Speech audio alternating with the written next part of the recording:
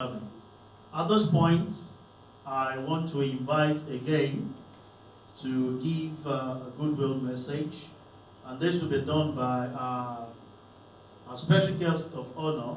The two of them actually will be talking briefly, but firstly, let me invite Mr. George Sakalis to give a speech. But before then, let me just give a small profile.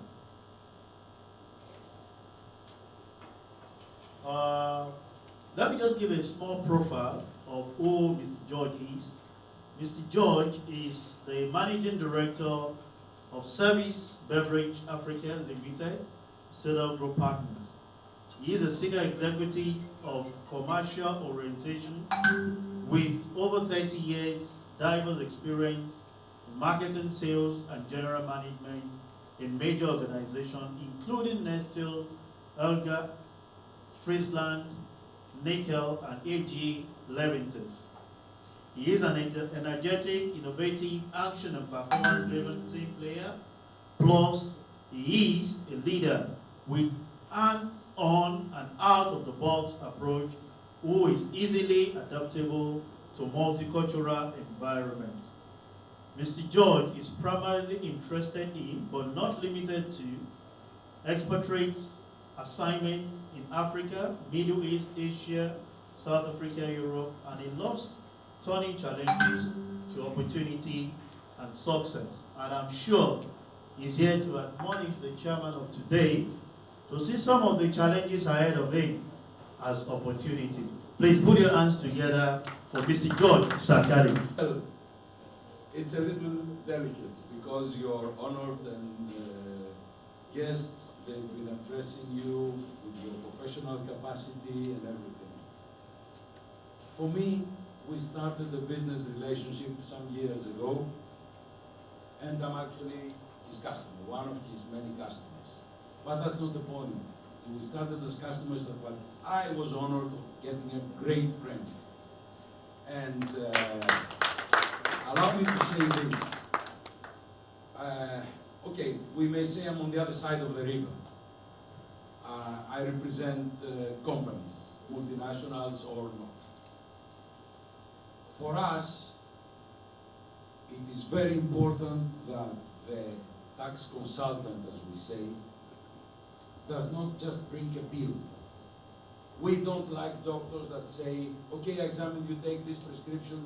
No, my doctor. I want to know what I have. I want to know what I suffer from before I, swallow the pills that you have given me. And this is amazing about Yemisani. Dr. Yemisani, for me, in my heart, is always YS. He explains. He makes you understand. He gives you the pros and cons. He does not, as a good, excellent professional, force the management of the company saying like, this is it, take it or leave it, that must be it. No, he explains. He sits with you. He stays with you. He gives you the whole, how can I say, parameter of what is to be addressed. Usually taxation, but not only. Not only. Thank you very much for your friendship. Thank you very much for the excellent professional advice you have been given to myself, my colleagues, and the board of directors of my company. You're an amazing friend. MC, I read on your program that you gave me 45 minutes. If you give me 45 minutes, I'll talk for 2 hours, and all I guess to start throwing things at me. But I made a very little, well, it's not a small speech, but I will reduce it, just to put some different parameter in our wonderful investiture of our beloved Yemisani. Okay, I called it the short history of taxation. It's not serious, mine. Beards, boots, candles, nuts, horses, chimneys, water, anything but everything. The great Tsar Peter of Russia taxed them all. But he is still styled in history as the great Tsar Peter. Perhaps because of the mighty works his taxes produced. This is the eternal fate of taxation. To be abused or abusive means towards a noble end. Because the way we see it, corporations or individuals, we're all of the same thing that's called earth and life given by God. We cannot escape that. It's actually an investment. Is something that we have to give to get in return. Be it schools, be it public health, be it safety and security for the country, army, name it, whatever. So, the tricky point in how the citizens and the corporations and any other institution in a state, in a country, perceives taxation is how much of this will be returned for the benefit of the many.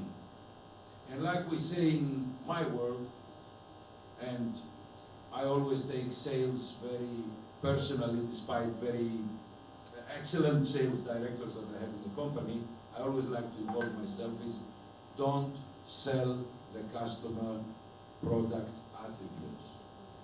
Sell the customer product benefits. In the same way, if I start trying to sell this to Yami-san and start saying, you know, this is aluminum, so much % of cadmium, and it has 2 buttons, and the button. 2 minutes later, you tell me, sorry, buddy, I don't have more time to waste. But if I tell you, this and the benefit of this will be to make you, I don't know, your voice pristine, and everybody will be looking at you like that. The benefit of it, he's going to buy it. Same thing is with taxation. In principle, nobody likes it. Why? Because we are born, and very soon in the early stages of our lives, kids, babies, they say, this is mine, my toy. That's life. But we have to pass this and understand and being sold properly the concept of taxation. That is retroactive. I give something to my country, and the country will definitely give something back to me. Don't let me waste your time. I said I could take 2 hours. You know, we salespeople, we like to blah, blah, blah, blah, blah. That was about the great Tsar Peter of Russia. I put a little thing there. The word tax first appeared in the English language only in the 14th century. It derives from the Latin taxare, which means to assess. Before that, English used the related word task, not tax, task, derived from Old French. And for a while, task and tax were both in common use. And task was referring to labor. Don't forget that in antiquity, tax was paid by labor. You wanted to build pyramids in ancient Egypt, and the tax was free labor of people that were going to work to build the pyramids. That was a form of taxation as well. And more or less, task, as I said, was labor, tax was money. I will stop here. I don't want to take much of your time and kindness. I thank you very much for your friendship. I thank you very much for the wonderful professional advice. And I hope for all our guests, and particularly yourself, God bless you.